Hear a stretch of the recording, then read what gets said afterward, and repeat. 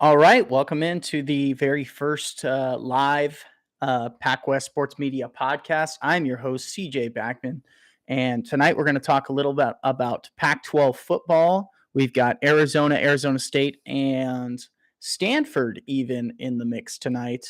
Just going over some spring game information, and then a lot of talk on the quarterback battle at Texas A&M, which I was very excited to watch.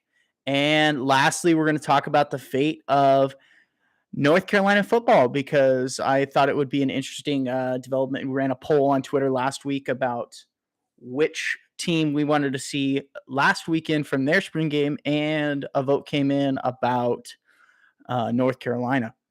So we're going to check them out, and we're going to start in Tucson, Arizona, where Jed Fish is currently in his third year, I believe, at Texas. Or no, oh my goodness, second year at Arizona. This is the he went 1-10 last season. Arizona, the last two seasons, they're 1-20. So it really is a tough year. And Jed Fish has done a great job of selling a vision at Arizona to these top recruits and really brought in a top recruiting class for Arizona and one of the best in school history. That and bringing in a lot of transfers. One transfer in particular at the quarterback position is Jaden DeLora. Jaden DeLora, personally, I liked at. We're gonna move that down. Sorry, a little technical difficulty. I loved it, Washington State, and I thought he was a great fit there. Secondly, great running quarterback, and I believe that he can really turn this Arizona team around. He's got 2 years of eligibility left. But along with a star-studded team coming in to bounce back from 1-10, and we did a prediction video. Personally, I believe they're going to go 3-9 this season. And we could recap that right after I finish talking about them. But another quarterback I want to talk about who got injured was Jordan McLeod. Jordan McLeod really took the reins of this Wildcat offense last season and got injured. I believe it was a meniscus knee injury, and I'm glad to see he's healthy. One advantage he may have is just being in that offensive setting for the Wildcats this season, and he has a year advantage on Jaden Delora and their Jed Fisher's system. The last quarterback I want to talk about is a redshirt freshman, Noah Fatia. He came along with sort of almost a package deal with, I believe, correct me if I'm wrong, we're actually going to pull the roster up right now. Want to get his wrong. It's not Jaden McMillan. That is the Arizona wide receiver, Arizona offense.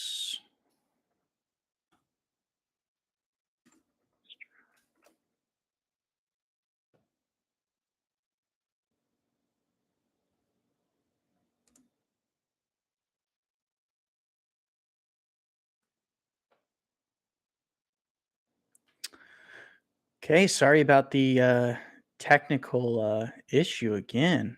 Um,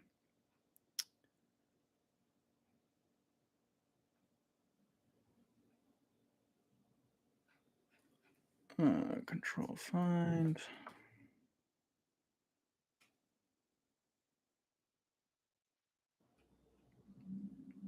No, I stand corrected. Teratoya. This man will make sure to pronounce his name during the season, and he will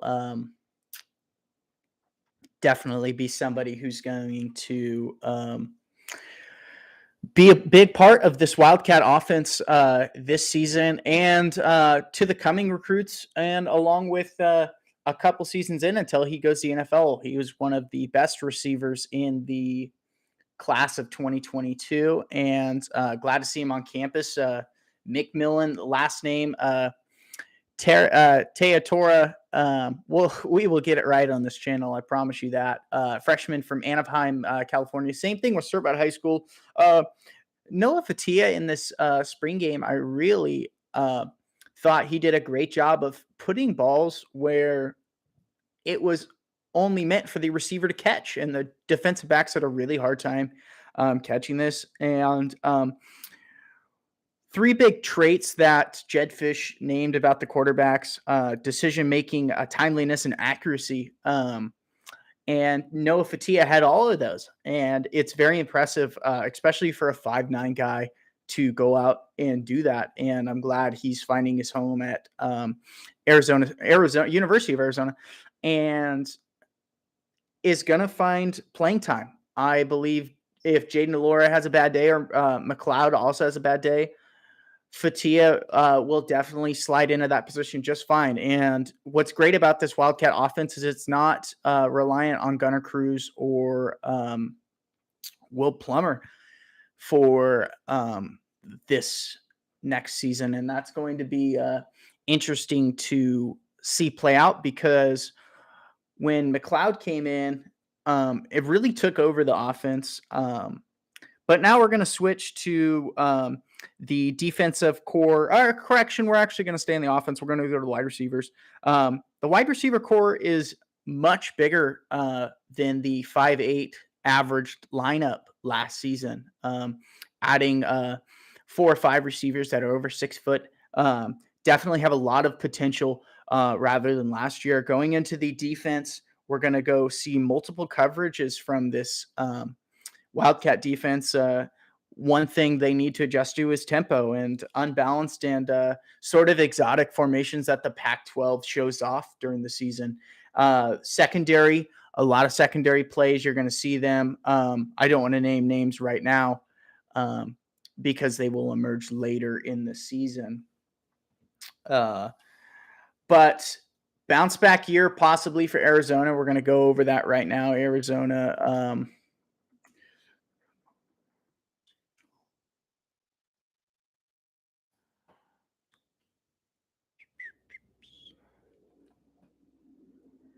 So, going over the Arizona schedule again, spring game happened. They open up at Snapdragon Stadium with San Diego State. Don't believe we won't make predictions. We're just going to go through for Arizona. We've got Mississippi State coming to Tucson, and then an exciting game, North Dakota State and the Bisons, big FCS schools, won multiple national championships, is ready to come lay the hurt on Arizona. That's going to be a big game for them. If Arizona doesn't get ready to play, it's going to be a tough game. It will be. And it'll be possibly a look at for North Dakota State and building their resume to move up in a division. I believe that they can play possibly in the Mountain West within the next couple of years, especially with conference realignment talk happening again. Then they go the next weekend, week 4. You've got Cal going to Cal. This is the only win they got last season. That'll be a tough game. I think we're going to look at some film on the Berkeley Bears coming soon. After that, they head to back to Tucson to play Colorado, and I believe this is going to be a statement game for Arizona to get their another win this season. Same thing. They play Oregon the next weekend. Sorry, cat in the way. Same thing. They play Oregon the next week. I don't know if that's going to be a huge issue for the Ducks to handle the Wildcats this season. And then they head to a colder environment in Seattle the week after that to play the Huskies. And that may be a game we're blessed to go to. We live in the Seattle area up here, and for the PacWest Sports Media,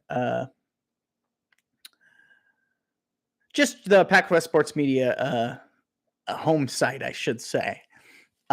Then they have a bye week, and then they get to play the star-studded USC Trojans at Arizona and in Tucson, and that's going to be a game.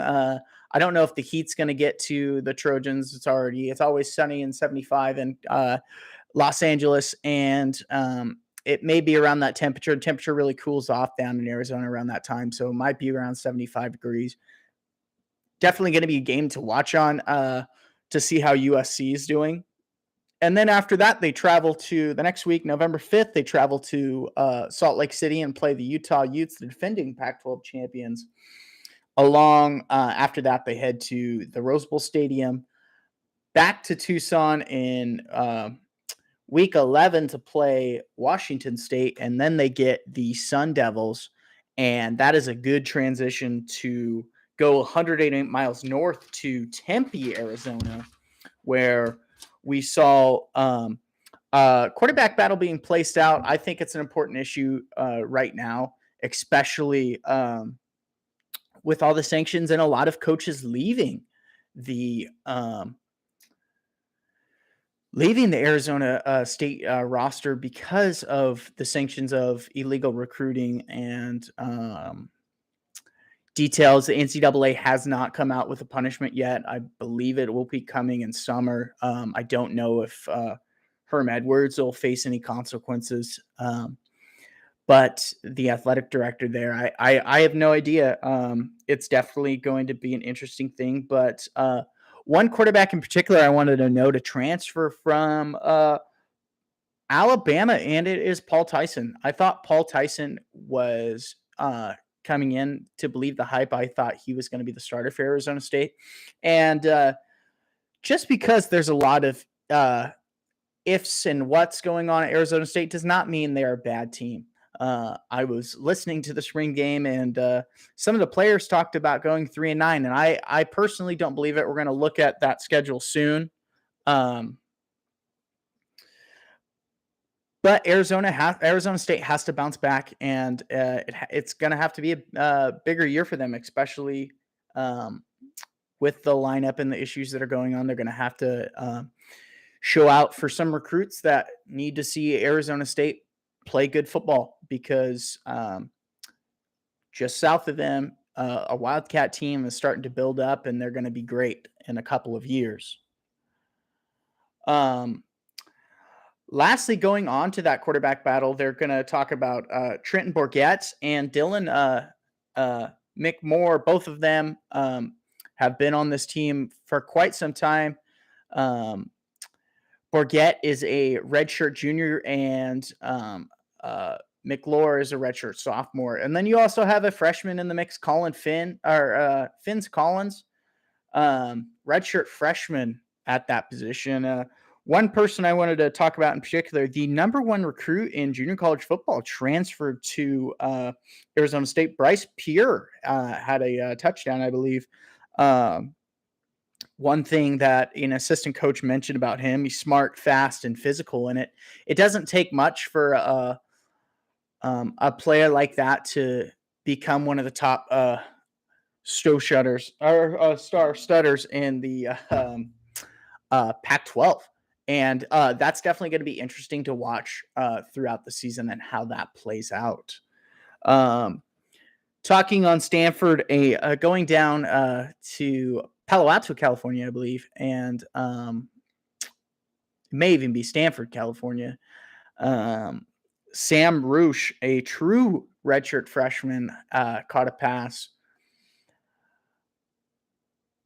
Correction, I jumped ahead of myself. Sorry about that. We're going to look at the Arizona State roster, or Arizona State football schedule real quick. And we will.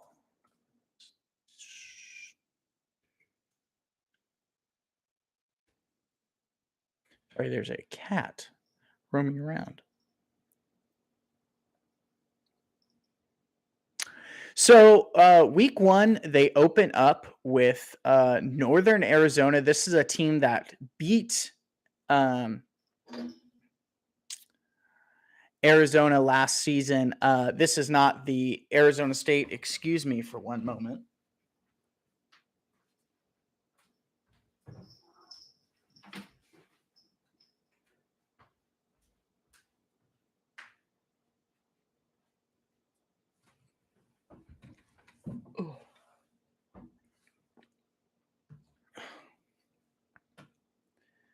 base hit by the Giants as well. We'll get to them. Sorry about the hat. I should have mentioned it before. Big Giants fans here at PacWest Sports Media, and as we branch out, we may talk about the San Francisco Giants.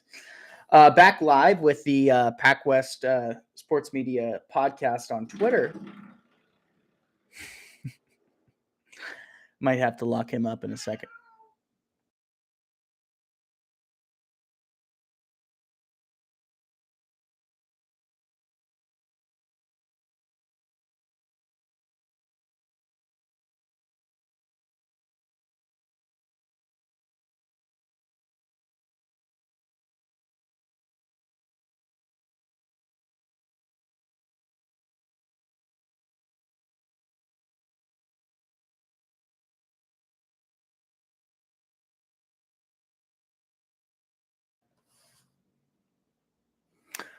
Okay, and we're back again.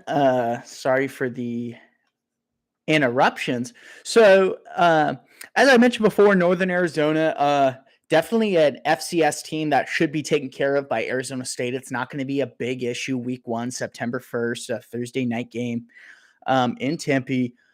But the next game is going to be a little trouble going to Stillwater, Oklahoma, and that may be an issue for Herman Edwards and the Sun Devil offense, especially with Oklahoma Oklahoma State losing in that last second dive, sort of Friday Night Lights styled attempt at a touchdown and came up short. And I know that's burning in the back of a lot of players and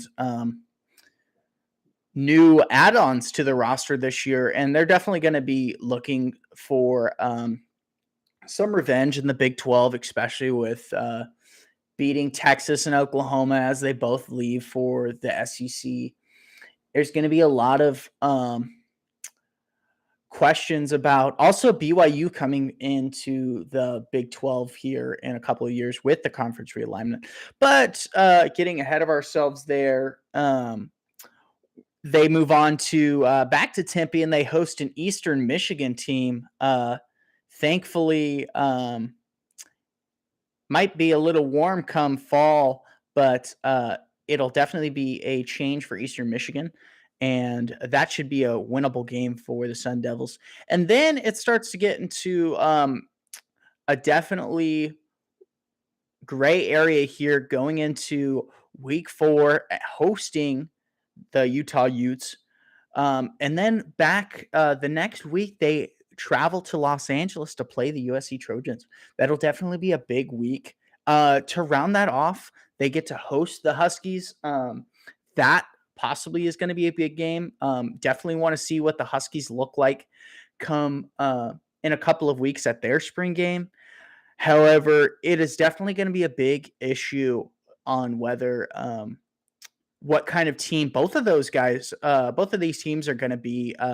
This game will be a truth tell all kind of feel because if Arizona State can pull out a win against the Utah Utes, that would be huge for them. But it all depends on how this 3-week stretch goes because they are off on a bye week that following week. And then October 22nd, they travel to Stanford, a real quiet stadium, if you might add. We can talk about Stanford on another day. But after that, they're still on the road. They travel to Boulder, Colorado. That is a fun environment to be in, especially come fall. That stadium's going to be packed. And depending on how Colorado bounces back this season, you're going to see probably a competitive game. I would say October 29th may be an interesting game to watch just from a Pac-12 perspective.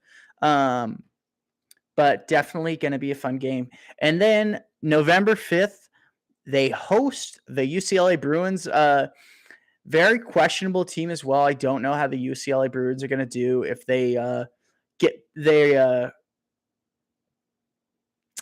don't want to say rebound if they be competitive again this coming season in 2022. UCLA is definitely going to have a fun year. I don't know They won't win the South, but definitely bowling.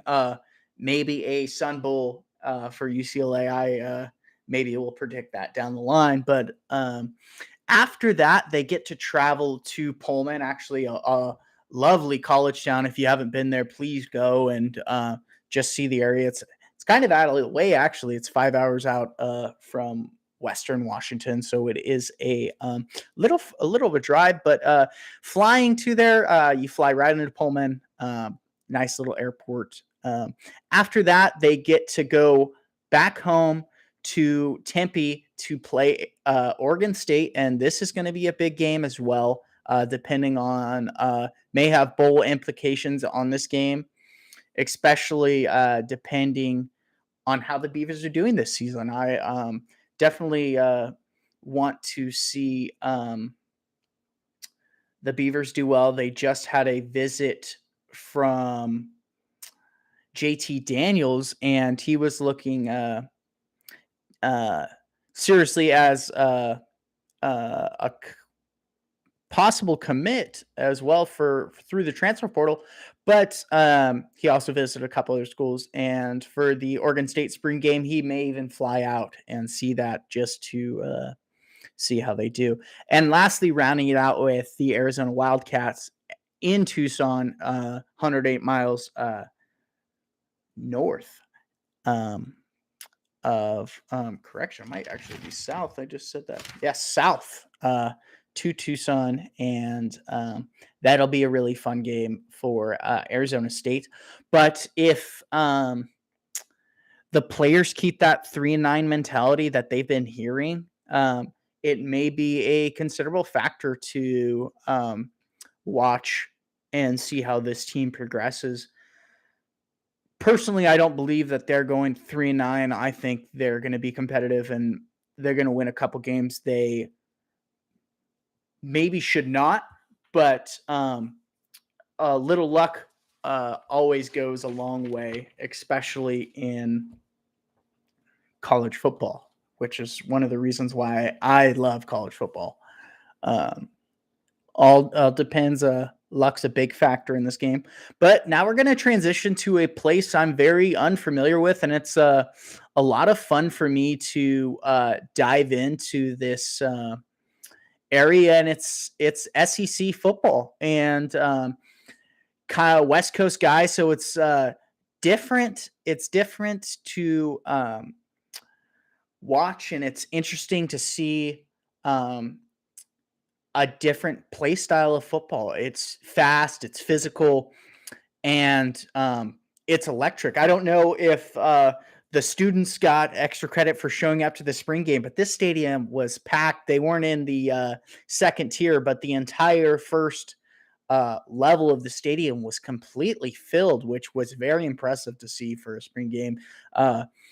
Definitely want to look at Alabama and see how they compare to just the crowd noise. But a lot of unanswered questions for head coach Jimbo Fisher coming into this spring game.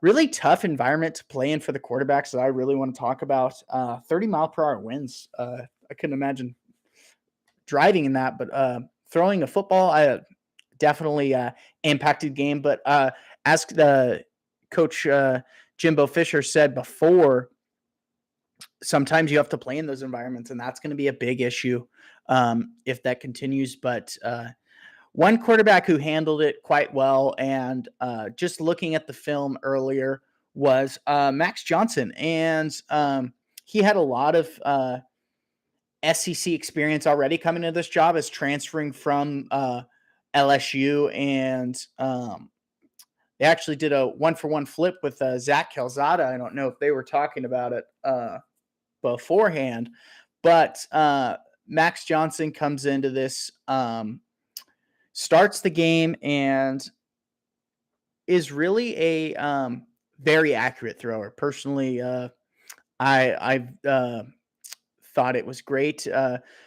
Johnson is really an open field runner as well. Not as fast as the next guy I want to talk about, but broke free for a 48-yard gain, and also landed a 13-yard touchdown to tie the game.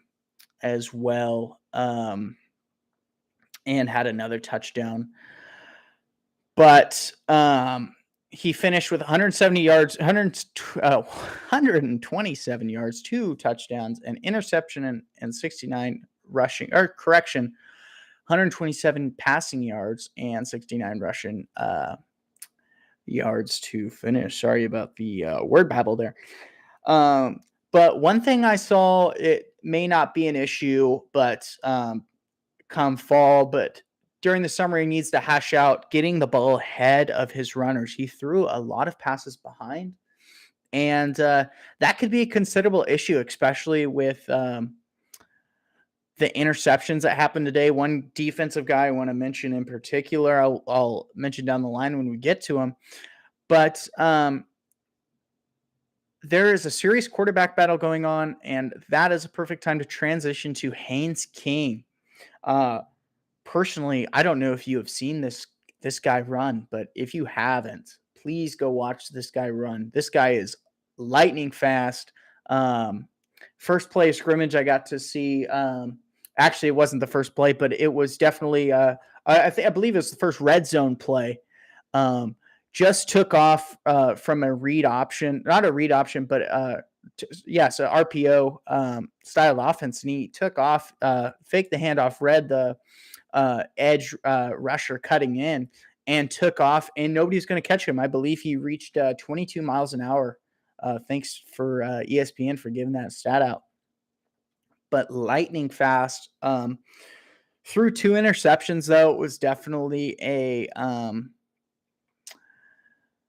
not the outcome that Haynes King wanted. He was injured last season, started 3 games against Kent State, and a couple of others. Maybe we can pull that. No, he started only 2 games, Kent State and the Colorado Buffs, and they ended up winning both of those games, but he ended up getting hurt in the Colorado game. But one thing I do want to mention, Haynes King did look tired going into the last half of the spring game. He was had an opportunity to win the game and win a couple of stakes for the Maroon team, but came up short. Correction, I believe it was the white team Haynes King was on, but the came up short. It looked tired, and a lot of throws were inaccurate. Maybe that was due to the wind, but it was definitely interesting to see. One person in particular I want to talk about is Amari Daniels, a running back. I will give him the offensive MVP award if he would accept that. That would be great. But if not, that is okay as well.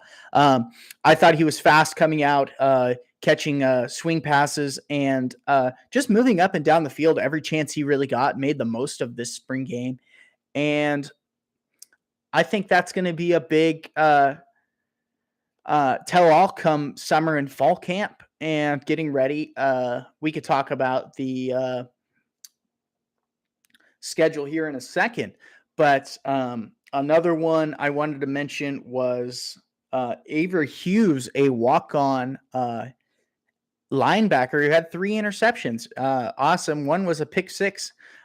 Remember the name, but definitely could be a big impact. One thing spring football does, it catches the eye and like, oh, wow, you get all these amazing factors of people scoring, but it's not the defense isn't together and the offense is together. So you get 2 separate running backs showing off for either side, but same thing with the defense. The defense is split up. Texas A&M has a big enough team to do that and have depth on top of that. But there's still a lot to be worked on.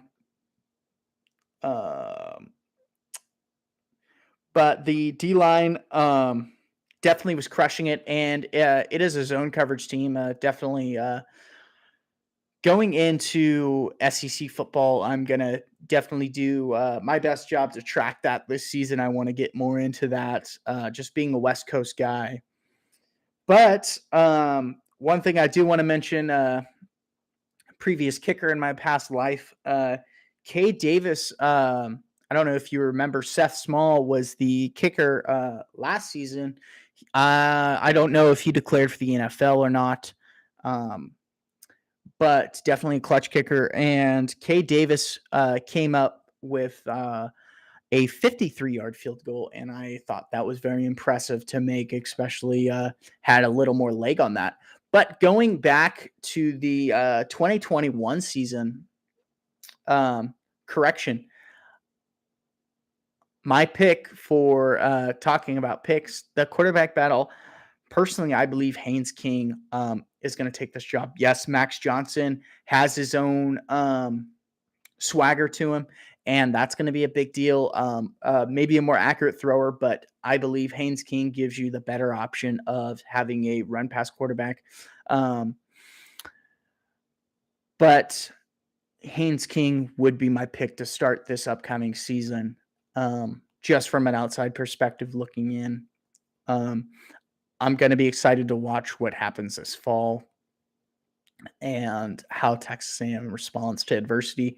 That's definitely going to be a big deal for this team. Same thing with Max Johnson. Haynes King isn't the guy. Max Johnson's going to step up and be that guy. But going into 2020, looking back in the 2021, Kent State, Colorado State, a dub week 2. Week 3, New Mexico, Lobos, 34-0 victory. And then Arlington, Texas, AT&T Stadium, Arkansas comes. It's a traveling for both, a road game for either one, neutral site. Arkansas comes in and wins 20-10. And then the following week, they drop to Mississippi State and Mike Leach, a loss 26-22. Definitely hindered them a little bit. Zach Calzada trying to find his place. And then they host the Alabama Crimson Tide and pull out a win. They hit that miracle, not a miracle field goal, but just a clutch field goal, I should say, to defeat the Tide, along with playing against the following week against Missouri and winning 35-14. The next week, South Carolina, they take on and win 44-14. They get a bye week. They get Auburn. They blow out Auburn 20-3.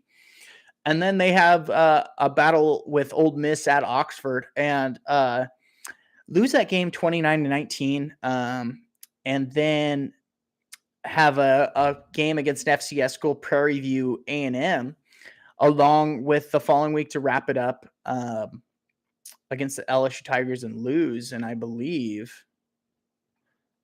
don't show up. Bowl game, 1, 2, 3, 4, 5, 6, 7, 8. Did they get COVID is the real question. Texas.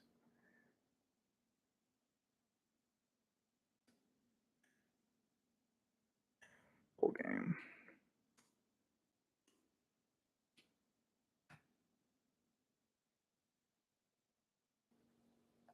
Yes, that is correct. You're hearing it.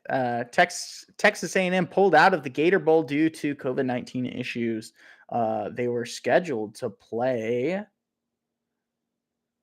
Who were they scheduled to play? I want to know who they played. Leaving Wake Forest without an opponent to play. That would have definitely been an interesting game to watch, especially Wake Forest did a really good job last year in the ACC. But now looking forward to the 2022 season, and right off the bat, week 1, they get to play Sam Houston, a no-joke FCS school. Definitely going to be a fun, interesting game to watch. Sam Houston doesn't get much national televised games unless you have ESPN Plus. The following week, another fun game. They're all home first 3 weeks. App State comes to town, and that's always a fun team to play. but I believe Texas A&M and Aggies roll Appalachian State. I don't believe that App State can compete in this game, but that is a overlooking perspective because App State has a history of upsetting a lot of teams. One significant that'll never be forgotten: Michigan uh, winning with a blocked field goal. The following week, the Miami Hurricanes come to town, and that's going to be a fun game because you have most of the Oregon staff with Mario Cristobal coming to Miami. Um, Definitely going to be a lot of fun to watch that game. That may be interesting, but I think Texas A&M can hold on and get that dub and start 3-0 for the season. And then again, they get to go to a neutral site to AT&T Stadium and play Arkansas once again. And definitely going to be a kind of a cutthroat rematch. I think Texas A&M is going to be looking for blood, and Texas A&M might get this win to start 4-0. Then they get to host or actually travel to Starkville, Mississippi, and play Mississippi State. I don't know how Mike Leach's team is going to be this year. I think Texas A&M holds on to win this game as well. If Texas A&M DBs can shut down the air raid offense, this game will be a cakewalk for Texas A&M. Hopefully, they learn from their mistake last season as well from losing to them. Then they host Alabama. This is a game that I think Alabama is going to look out and definitely be ready for, especially in Tuscaloosa. They're not in College Station anymore. I believe this is their first loss of the season. So they start out 6-1 going into their bye week. 1, 2, 3, 4, 5, 6, 5-1. Sorry, going into the bye week. The next week after the bye week, October 22nd, they get to travel to Columbia, South Carolina. This is going to be a tough game, especially with Spencer Rattler and Shane Beamer as the Shane Beamer.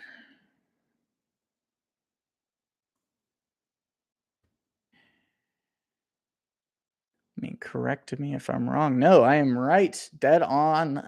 Gotta trust myself more. um, Shane Beamer being the coach of that team. And this is definitely going to be an interesting game to see play out. Spencer Rattler's there. A couple other wide receivers are going to make a splash during this game. This is definitely going to be my toss-up game. I don't know how they're going to respond with the Alabama loss. But if the Aggies can look to lean on Haynes King or Max Johnson and Amari Daniels for pulling the weight. And along with another running back core that I'm missing, I definitely should go more in depth. There may be another video on them specifically. However, we go the following week, toss-up game. Can't tell. I'm going to give the edge to Texas A&M, and they'll probably be favored. Second, the next week, they travel back to College Station to play the Ole Miss Rebels, and this is definitely going to be a game that they want to win. They want to win every game, but this is definitely going to be a win. I think that they're circling on October 29th, and I'll definitely be in front of the TV watching that game.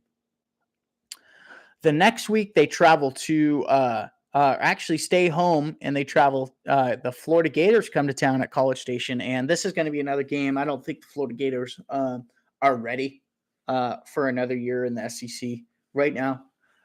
Personally, I think this is gonna be a tough season for the Florida Gators. So we're gonna call that November 5th a win. And then they host a questionable Auburn Tigers team. They don't really have everything there. Zach Calzada is going to be maybe win the starting job. we'll have to wait and see what happens. I know JT Finley is there, and Bo Nix just left the Oregon, so a lot of questionable things and a lot of controversy with the head coach.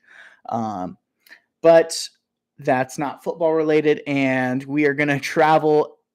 Wow, and actually a fun game. Don Brown is the coach at UMass now. I'm really excited to see what he can do to a historically bad FBS school. This is definitely going to be a walkover win for Texas A&M, and you might get to see a freshman quarterback start this game, or not start, but definitely get some playing time. A lot of players are going to get playing time, and they're going to have the starters are going to have a lot of rest coming in to play LSU, and the following week at College Station for a fun matchup with the LSU Tigers. And I'm going to call this now. This is going to be another 50-50 win. LSU, I haven't done enough research to say that they're going to be a star-studded team, but LSU always finds a way to pull out wins when they shouldn't, especially last season. But if all goes as plans, you may be looking at a 10 and 10-2 team going in, and that may be enough to reach the SEC championship if Georgia has some hiccups this season, or Alabama.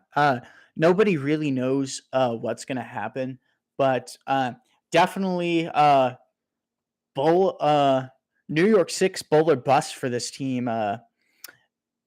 Regardless of what happens, that should definitely be the goal. I think the goal should be winning an SEC championship, and Hanks King might be the quarterback to lead the way for this team. I'm very excited to see what is going to happen with this Texas A&M offense. I know we kind of went a little further in depth than I would like to about them, but that is okay. It is a podcast, and we're rolling on to another fun little match of the fate of UNC. And sorry about that. For our last topic, we might even talk about some Giants baseball. Maybe do a little bit of broadcasting for that for a second. But recapping, Sam Howell's gone to the NFL. So I was really hyped this team all year long. One thing that stood out to me with Max Brown, I think it is Max Brown.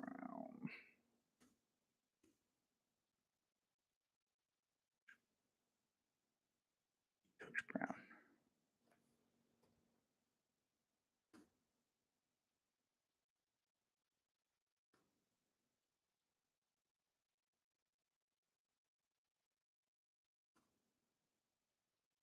Mac Brown. Sorry.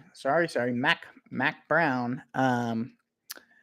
So we're gonna close out a couple of these tabs. Mac Brown, and then we are still talking. A lot of these players heard from everyone their top 10, hearing all year long, top 10, top 10. UNC wins the ACC, and really got smacked in the face going into Blacksburg, Virginia, and losing 70-10. I was on that hype train as well.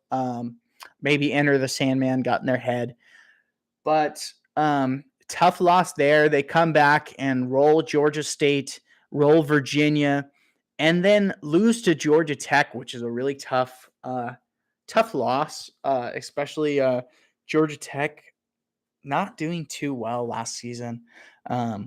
And maybe not too well this season, but that is besides the point.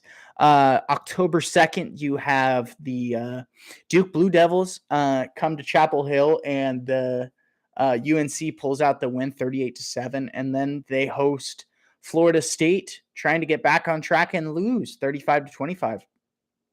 So really tough kind of 3-3 loss. We're gonna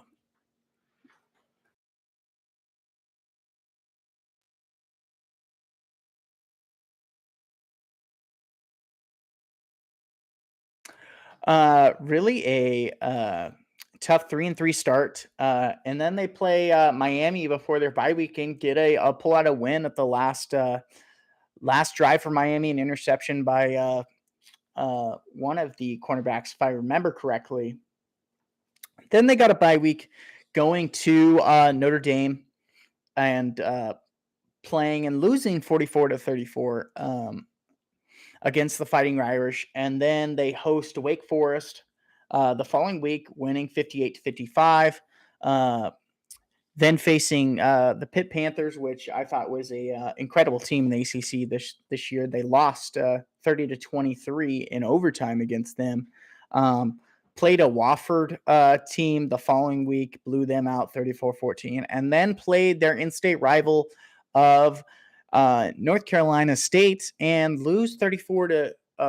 And that's a little tough, especially for North Carolina pride. I know that's a big game. The Apple Cup here in Washington's a huge game. And I know there's bragging rights across the state for that game.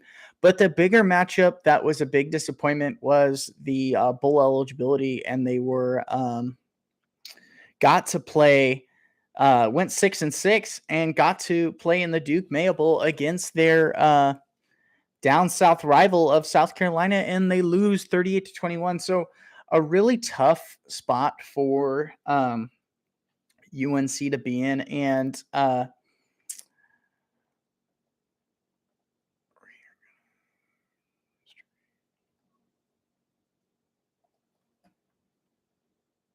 really tough kind of spot for Mac Brown to be in. I know he's dealt with it for his entire life, and he knows what trying to rebuild and bounce back means. And I think they found that in Drake May. He went 9 for 12 with 113 passing yards.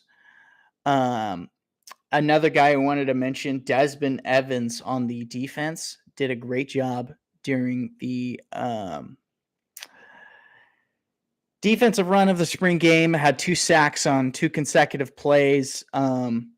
Again, May went 9 for 12 with 113 yards and 2 passing touchdowns. Another quarterback, Jacob Criswell, 6 passes and a touchdown to Josh Downs. He had that receiver had 2 touchdowns. He's going to be a big part of this North Carolina offense, along with Drake May. But one quarterback I wanted to mention, he didn't get much praise in the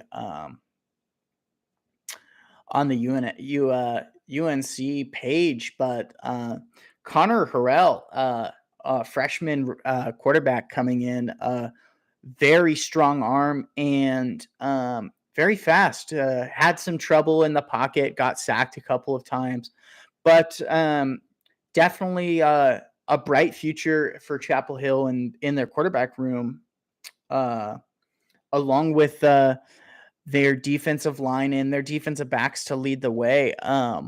One of the biggest questions for UNC is their offensive line, and I think that's going to be something that may hold them back this season as we look forward to the 2022 season. We'll open that up really quickly. They play Florida A&M. This should be a big walkover game. They get to play Appalachian State. I believe we just talked about them. So that's going to be really tough for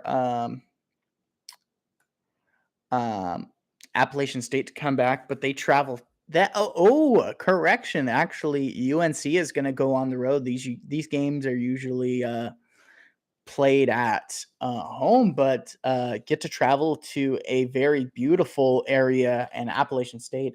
If you get the chance to visit, I definitely want to go, but definitely put it on your bucket list, especially for their baseball team. Their background is amazing. Maybe we can post that on Twitter later tonight.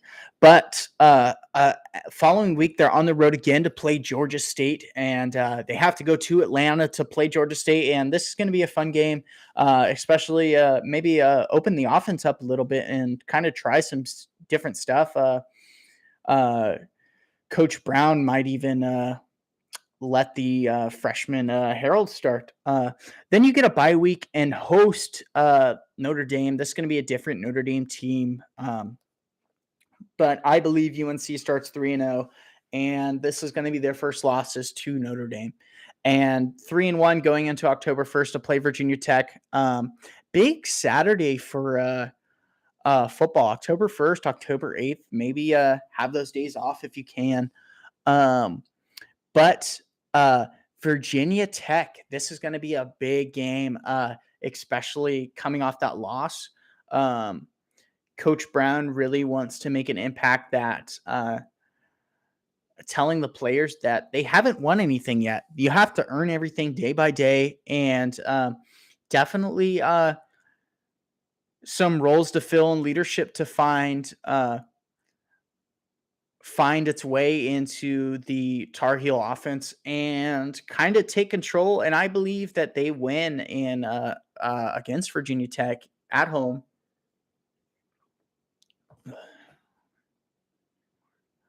In week 6, and they are off at a 1, 2, 3. They are 4-1. 1, 2, 3, 4. They are 4-1 going into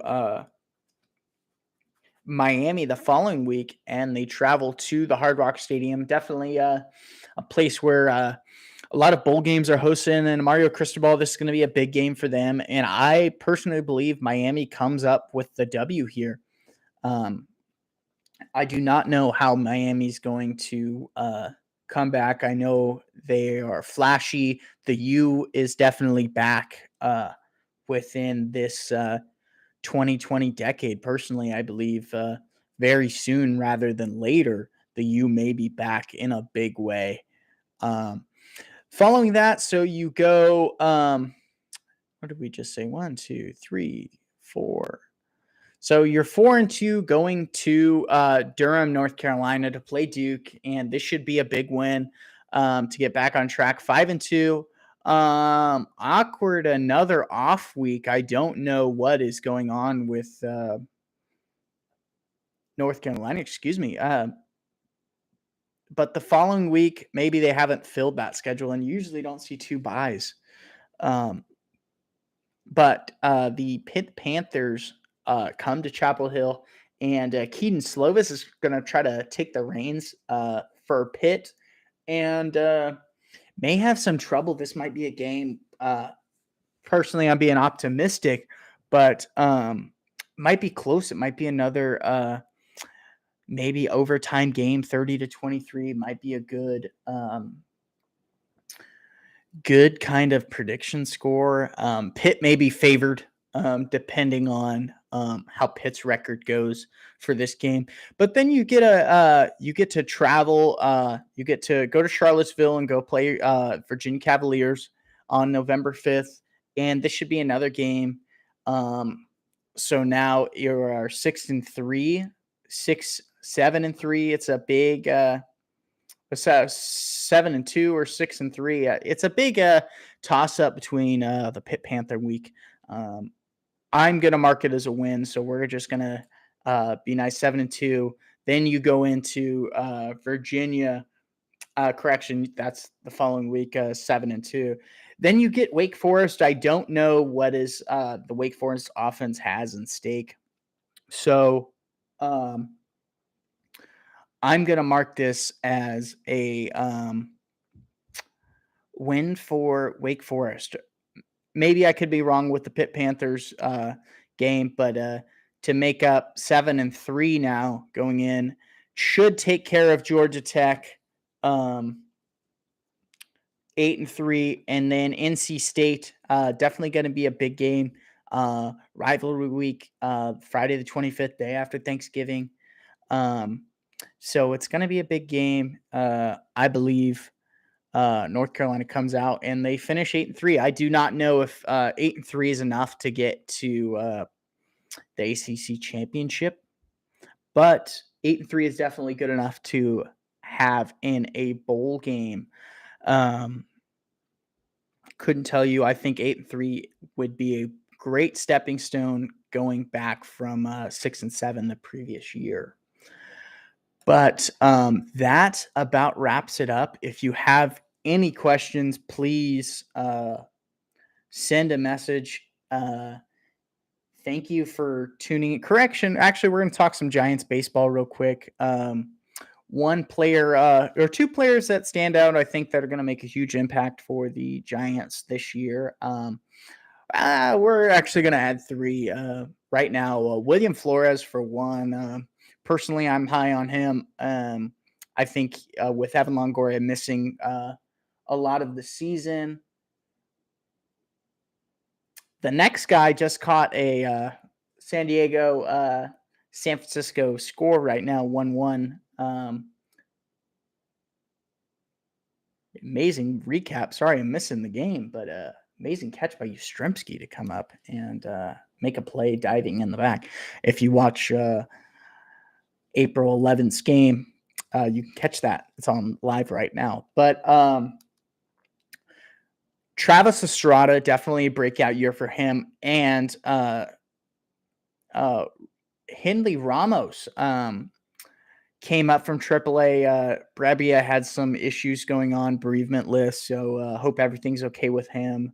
Do not want that to affect him or his family, but prayers up for him. But Henley Ramos comes up and is doing a great job in the Miami series. Giants pull out a 2-1 series victory over the Marlins. And the last person I want to talk about, who I believe is going to be a bigger impact than a lot of people think, is Luke Williams, third baseman. He's a Philadelphia Philly affiliate. Came in late. Don't know much about him, but from the baseball analytics side, the dude's a ball player, and it's definitely going to help out the Giants this season. Hopefully, they can get back to beating the Dodgers and winning most of their series. Maybe it's far-fetched to say another 107-win season, but who knows? It's baseball. You can't predict anything. But again, thank you so much for tuning in to the PacWest Sports Media podcast. We may look at future spring games. Don't want to pull out the list. We're running low on time here, but definitely I'll do another voting poll. If you'd like to vote on that, please go to the PacWest Sports Media Twitter page and fill all your heart's desires of PacWest Sports as we put it out. Thank you again for tuning in, and you guys have a great night.